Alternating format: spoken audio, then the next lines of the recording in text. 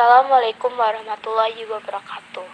Kami dari kelompok 2 akan memaparkan PPT Sejarah Indonesia yang berjudul Kerajaan Tarumanegara dan Pajajaran.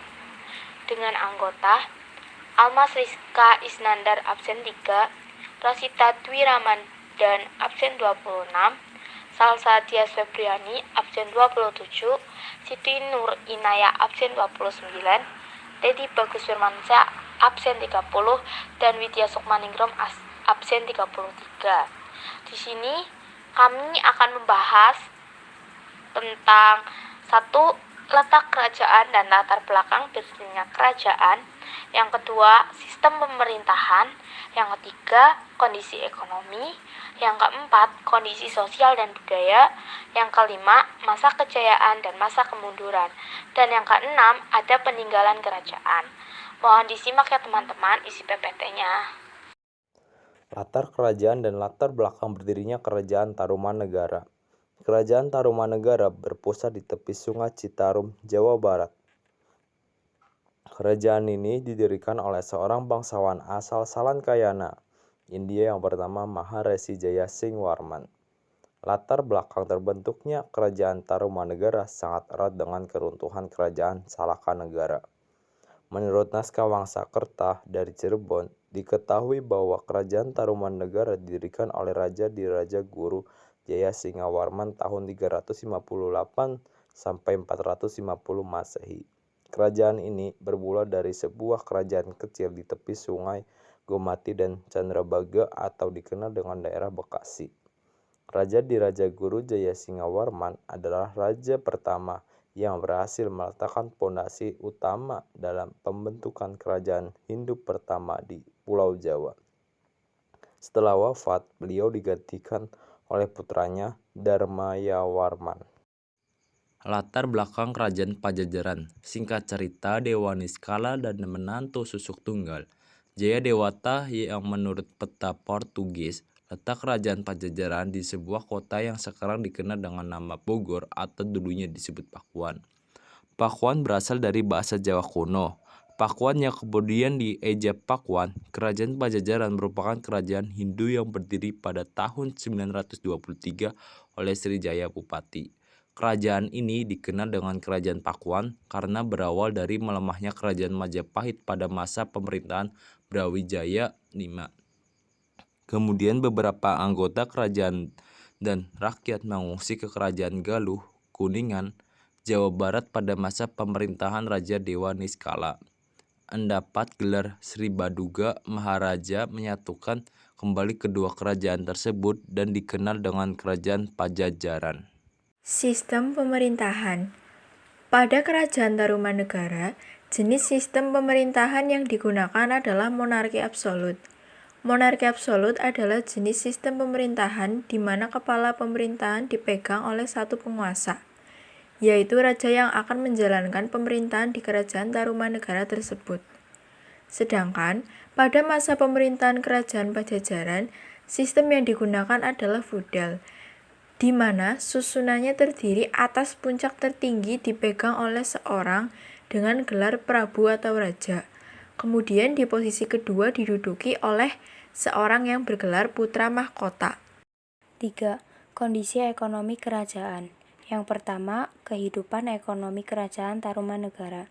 Kehidupan ekonomi diketahui juga dari catatan Fahien atau pedagang Tiongkok.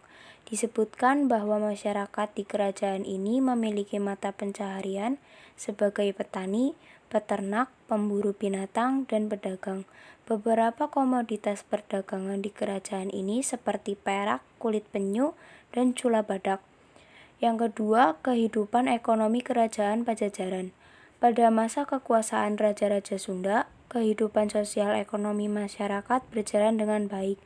Kerajaan Sunda memiliki pelabuhan penting seperti Banten, Pontang, Cigede, Tenggara, Sunda Kelapa, dan Cimanuk. Di samping kegiatan perdagangan, ada pula kegiatan pertanian seperti pahuma atau paladangan, panggerak atau pemburu, dan penyadap. Aktivitas ini memiliki ciri kehidupan selalu berpindah-pindah. Oleh karena itu, pusat kerajaan ini pun sering berpindah. Keempat, ada kondisi sosial dan budaya.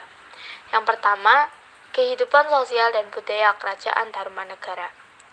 Kondisi kebudayaan Kerajaan Tarumanegara sudah dipengaruhi oleh kebudayaan Hindu dan Buddha. Mereka sudah melakukan kegiatan pertanian, perdagangan, dan bahkan membangun teknologi pengairan. Yang kedua, ada kehidupan sosial dan budaya Kerajaan Pajajaran. Berdasarkan kitab Sahyung Siskandang Karesian, kehidupan sosial masyarakat kerajaan adalah sebagai peladang, sehingga sering berpindah-pindah.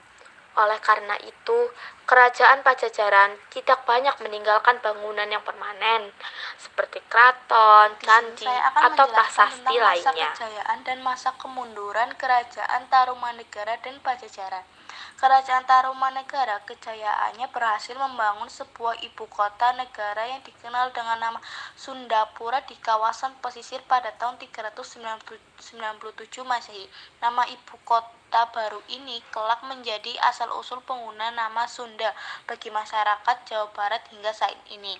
Kemundurannya adalah terdapat dua faktor terjadi di Kerajaan Tarumanegara, yaitu faktor eksternal munculnya kekuatan baru seperti Sriwijaya di Sumatera dan Kalingga di Jawa Tengah. Faktor internal, setelah wafatnya Raja Linggawarma tidak ada penerus kerajaan karena tidak memiliki putra. Masa kejayaan dan masa kemunduran Kerajaan Pajajaran. Kerajaan Pajajaran mencapai kejayaannya pada saat kepemimpinan Sri Banduga Maharaja atau Sri Siliwangi. Ia dikenal sebagai seorang raja yang tidak pernah punah dan selalu hidup di hati secara abadi dan pikiran para masyarakat Jawa Barat. Kemundurannya adalah pangkuan Pajajaran hancur pada tahun 1579 akibat serangan Kesultanan Banten.